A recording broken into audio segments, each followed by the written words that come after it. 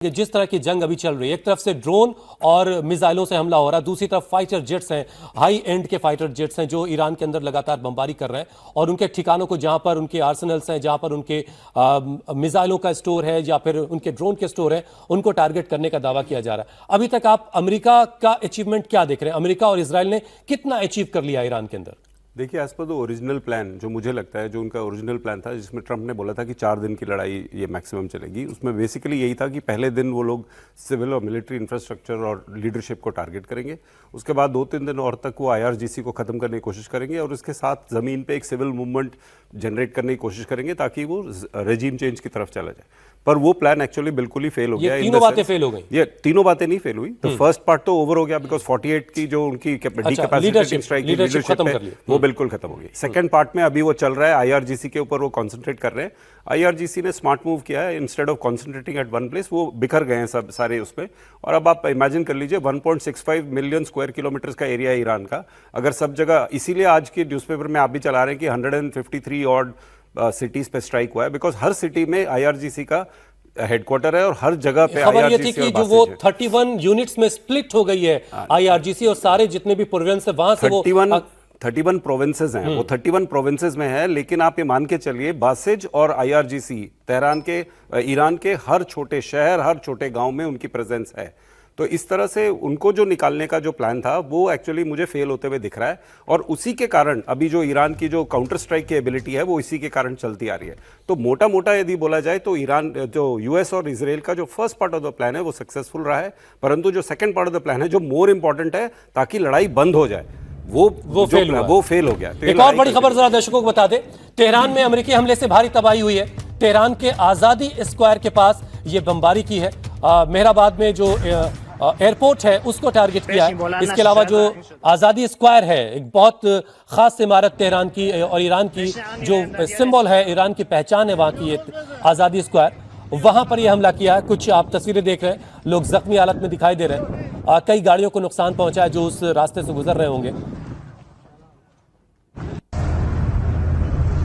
यह है वो आज़ादी स्क्वायर जो इस वक्त आप तस्वीरों में देख पा रहे हैं। यहाँ पर एक बड़ा हमला किया है और एयरपोर्ट को भी यहाँ पर निशाना बनाया है, जो सिविलियन एयरपोर्ट है यहाँ पर। लेकिन कहा जाता है कि IRGC भी इस एयरपोर्ट का इस्तेमाल करती है, लेकिन जो वहाँ के राष्ट्रपति हैं, जो वहाँ के फॉरेन मिनिस्टर हैं, वो भी इसी एयरपोर्ट के जरिए दुनिया भर के देशों में जाते हैं। लेकिन एक बड़ा नुकसान इस हमले के जरिए तेहरान में किया है अमेरिका और इजराइल ने।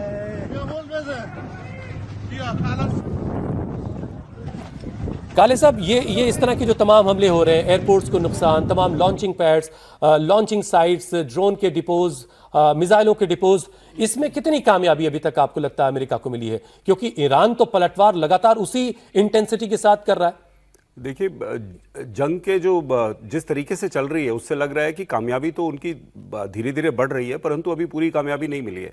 देखिए, जैसे जैसे आप ये देखेंगे कि मिसाइल लॉन्चेस और ड्रोन लॉन्चेस कम हो जाएंगे, यदि उनकी एक्चुअली स्टोरेज यूनिट्स पे और लॉन्चर्स पे एक्चुअली हमला हुआ है तो वो धीरे धीरे कम हो जाएंगे।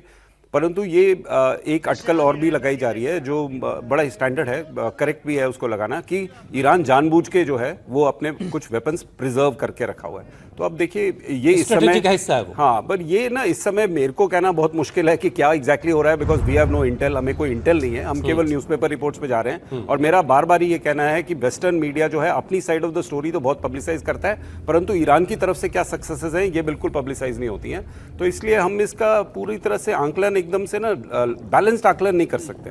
हम जो जा रहे हैं वो मीडिया रिपोर्ट्स पे ही जा रहे हैं। तो इसलिए लग रहा है कि शोएब, आप तो खुद ईरान होकर के आए, ये जो आज़ादी स्क्वायर है इसकी क्या अहमियत है, जरा दर्शकों को बताइए, यहाँ पर बमबारी की क्या वजह? हाँ बिल्कुल, देखिए तारीख है, एक इतिहास है पूरा जो ईरान का। यहाँ पर आप देखते हैं कि जब भी कोई क्रांति की बात होती है, इस तरह की बात हो, यहाँ भीड़ जुटती है बहुत बड़ी तादाद में। अभी कल भी हम देख रहे थे कि यहाँ पर बहुत बड़ी तादाद में लोग जुटे थे आज़ादी स्क्वायर पर। और जब भी कोई इस तरह का मामला होता है कि देश में, ईरान में कोई भी बात हो तो लोगों की जो भीड़ इकट्ठा होती है वो यहीं पर होती है इसी इलाके में।